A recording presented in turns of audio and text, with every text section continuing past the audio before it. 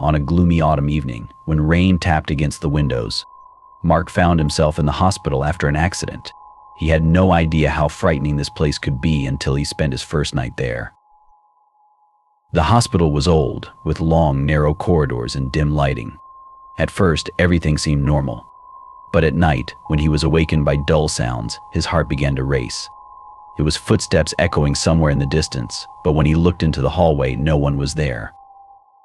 After a few minutes, he fell back asleep, only to be jolted awake by a cold hand lightly touching his shoulder. He turned, but once again, no one was there. Panic gripped him. Maybe it's just the medication messing with my head, he thought. The next morning, Mark decided to find out what was happening. He met a nurse who, noticing his pale face, shared a story about a previous patient who had gone missing in that very hospital many years ago. They said his spirit wandered the halls, searching for someone who could understand his suffering. That evening, Mark went to bed again, but now he felt uneasy. At midnight, he heard footsteps once more, but this time they were closer. He got out of bed and, steeling himself, stepped into the hallway. The corridor was dark and empty, but he felt a cold breeze sweep past him. At the end of the corridor, he saw a blurred figure, a person in a hospital gown. His heart raced, and without realizing what he was doing, he took a step forward. The figure turned. It was a young man with empty eyes and a pale face. "Help me," he whispered, and Mark felt a chill run down his spine. "What happened?" he asked, even though he knew nothing good would come from this place. "I can't leave. I'm lost," the ghost replied, pointing to a door that Mark had not noticed before. It was slightly ajar, and soft crying could be heard from within. Gathering his courage, Mark approached the door and opened it. Inside was a room filled with medical equipment and old photographs. On one of the walls, he saw a picture of the young man standing before him. It was the same patient the nurse had mentioned. Mark realized that this ghost was trapped in his sorrow, and he was the only one who could help him. "I will find a way," he said, filled with determination. That night, Mark began searching for information about the patient. He spent the entire night poring over archives and old journals. The next morning, he approached the nurse and told her about the ghost. She confirmed that the patient had never been found and that his family had never learned the truth. The following morning, Mark, along with the nurse, held a small ceremony in memory of the patient. He spoke words that could free his soul. As soon as he finished, the wind abruptly died down and silence fell. From that moment on, Mark no longer heard the footsteps, and the hospital felt a little less frightening. But sometimes, when the wind howled outside, he felt a cold hand on his shoulder, and he knew he was not alone. Story 2. In a city medical facility where my mother worked as a nurse, the atmosphere was tense. The department she was in was not equipped for obstetrics, but sometimes emergencies forced staff to operate at the edge of possibility. Mothers who went into labor often couldn't reach better-equipped maternity hospitals in time, and sometimes deliveries had to be performed on site. One winter night, one such emergency occurred. A young mother, experiencing severe contractions, was unable to reach a specialized hospital. The situation escalated quickly, and the medical staff, gathered in haste, began preparations for the delivery. My mother, having just finished her shift, missed this significant event, but news of the birth spread rapidly throughout the hospital. The next day, when my mother returned to work, the atmosphere was completely different. Colleagues were whispering in the halls, and a strong smell reminiscent of smoke lingered in the air. Finally, someone from the staff noticed black smoke emanating from the room where the newborn was kept. Panic engulfed the nurses and doctors as they rushed to the room. The smoke thickened, making it hard to enter. Finally, overcoming their fear and uncertainty, they opened the door, and what they saw inside left them in shock. The baby's body was completely burned, while the room itself remained utterly untouched. There were no signs of a fire, only the horrific sight that made their hearts stop. This mysterious tragedy heightened the tension in the hospital. Rumors began to spread, creating an atmosphere of fear and uncertainty. What had happened? How could it be that there were no signs of fire in the room other than on the baby? Some staff members whispered about dark forces or unexplainable evil that might have crept into their daily lives. The hospital administration, realizing the gravity of the incident, decided to conceal the true cause of the baby's death from the family. They feared that the mother, already emotionally fragile, might react extremely. Instead of the truth, they fabricated an alternative version of events and instructed staff not to discuss the incident to protect the family and the hospital's reputation. As days went by, the atmosphere in the hospital grew more oppressive. My mother, observing the anxious faces of her colleagues, began to question what had transpired. She couldn't shake the feeling that something terrible had happened in that room. Why was everyone silent?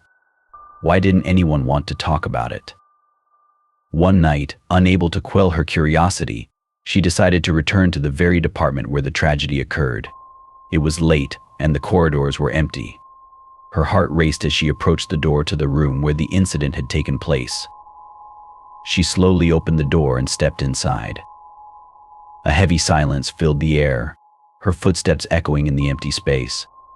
Suddenly, she felt a cold breeze pass by her, and the smell of smoke filled the room once again. It was as if something lingered in that place, leaving behind a dark message.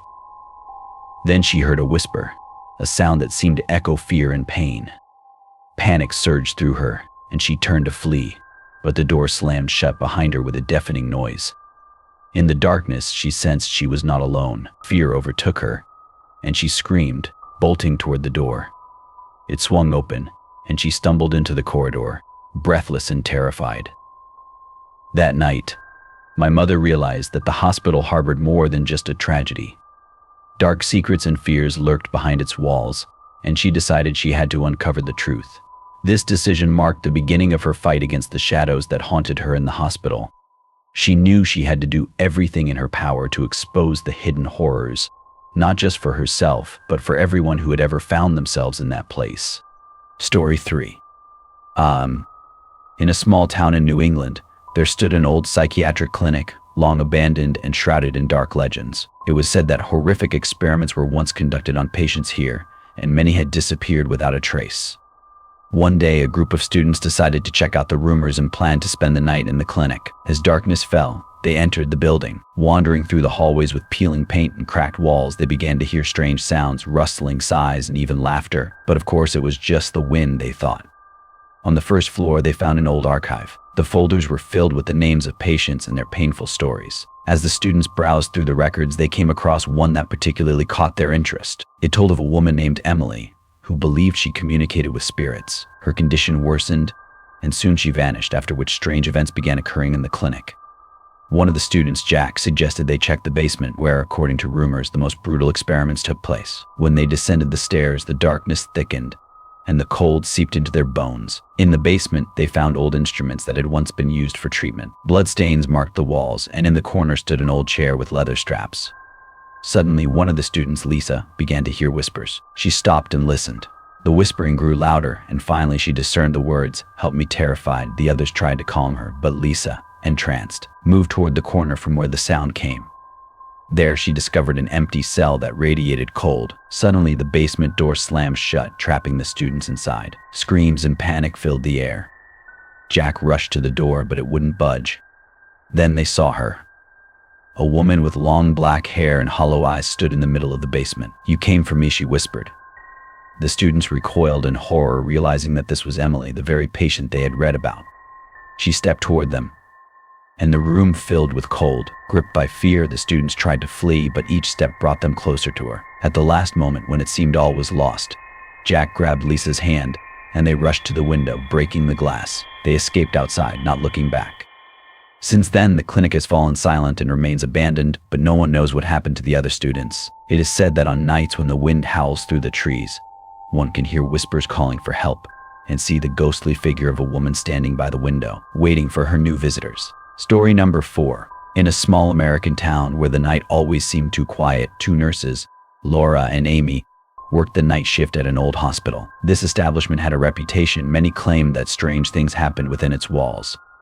One night, while all the patients slept, Laura and Amy prepared for their shift. The sounds of the night were muted, only occasionally broken by footsteps in the corridors and the creaking of old equipment. The nurses began their rounds, checking on patients, when suddenly they heard a faint cry coming from one of the rooms.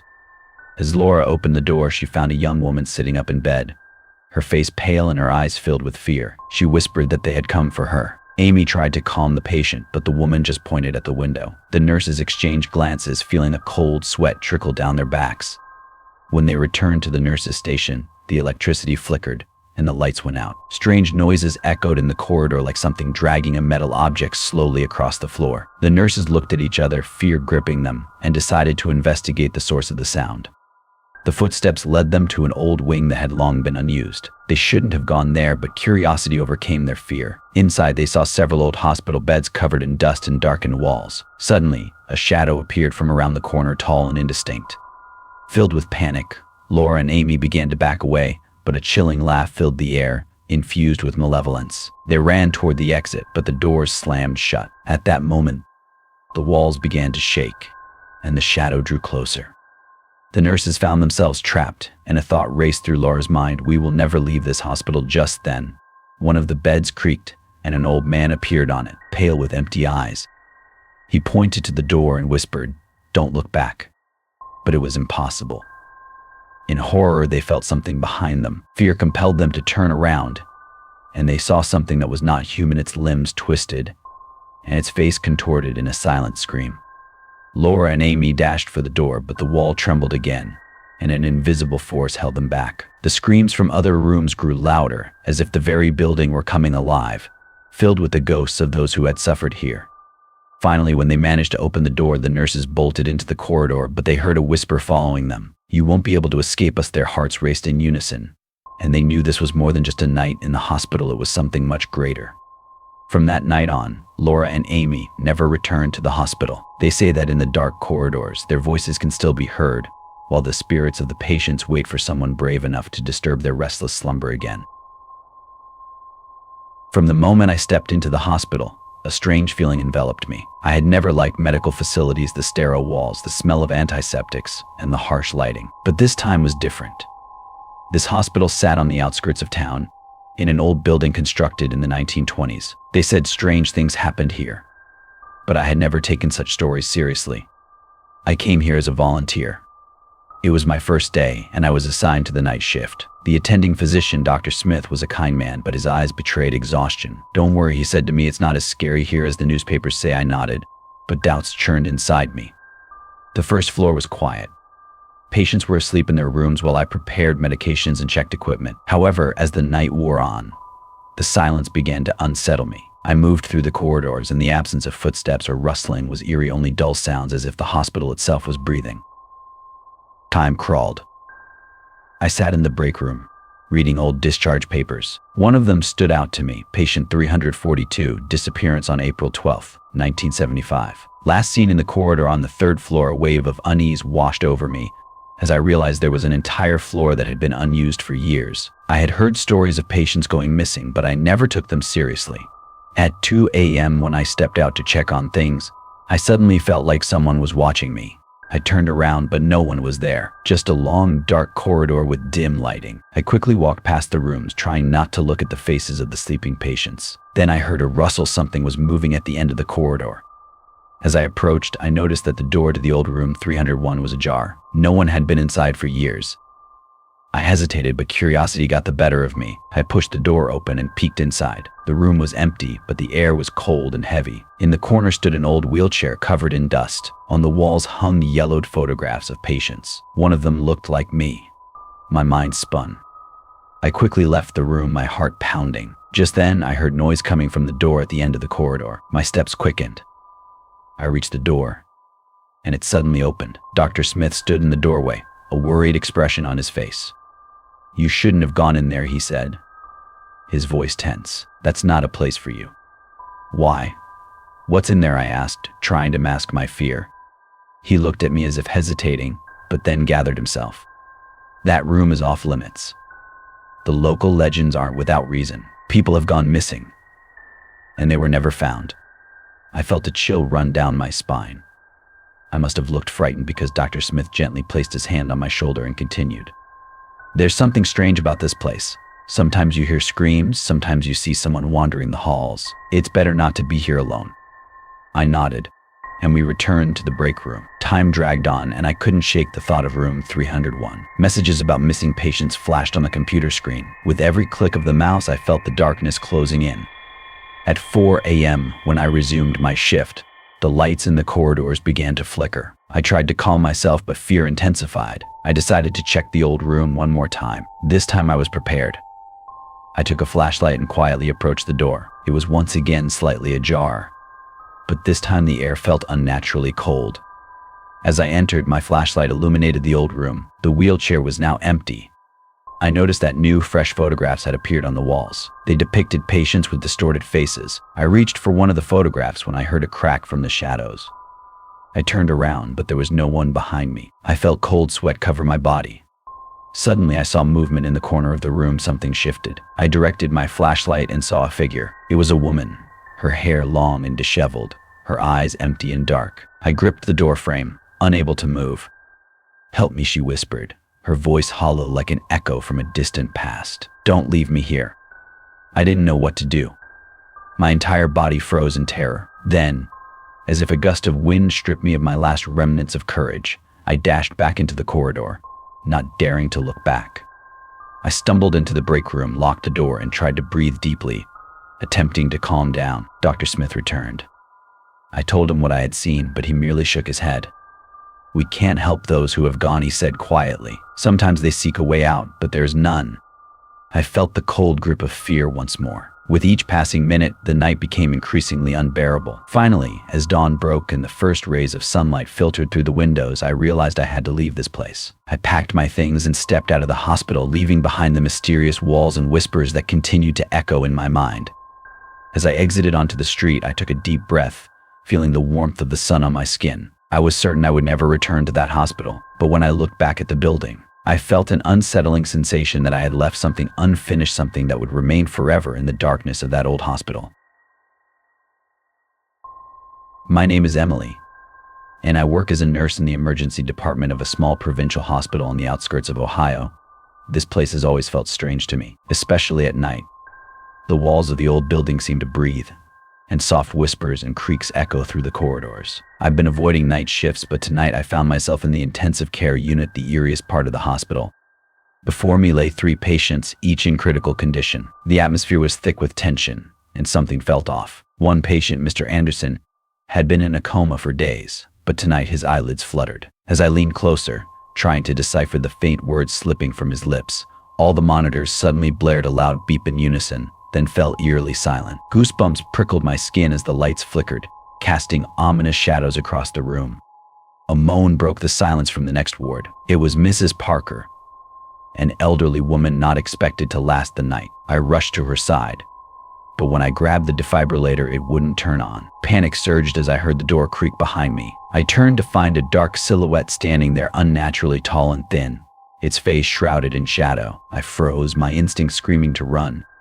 As I backed away, Mrs. Parker lay motionless, her eyes wide open and fixed on me. The chilling realization washed over me. She was dead. I bolted into the corridor where the flickering lights cast shifting shapes that danced and mocked my fear. I felt trapped, as if the very walls were closing in, whispering that I belonged to this place, that I would never leave. Desperation drove me to seek an exit, but every turn led me back to the same ward. The whispers grew louder, intertwining with my racing thoughts. Just when hope seemed lost, I spotted a door I hadn't noticed before, heavy, ancient, with thick locks. Behind it lay a dark corridor, stretching into the abyss. I stepped inside, compelled by some unseen force. The walls were etched with grotesque engravings depicting rituals long forgotten. Faces in the carvings looked hauntingly familiar, patients I had known. My heart raced as I stumbled deeper into darkness until a dim light emerged, guiding me to a room filled with old medical instruments. In the corner stood a figure in a tattered surgical gown. When it turned, I saw a twisted, inhuman face, eyes ablaze with malice. I ran, but the door had vanished. The room constricted around me, the floor cracking to reveal an endless void. Just when it seemed hope was lost, I remembered what I had been taught. If you can't escape, perhaps you need to confront what frightens you. I stopped and faced the figure, summoning my resolve. "You won't take me," I said, despite my trembling legs. The figure froze, and surprise flickered in its eyes. Instead of lunging at me, it began to dissipate into the air like smoke. I took a step forward and felt the space around me change. The walls started to dissolve, and I found myself back in the hospital corridor where the light was bright and calm. I rushed out of the unit, but the feeling of unease lingered. Perhaps this place still held its secrets, but I knew I had the strength to face them. The hospital could no longer intimidate me. I was ready to fight for myself and my patients, no matter what lurked in the shadows.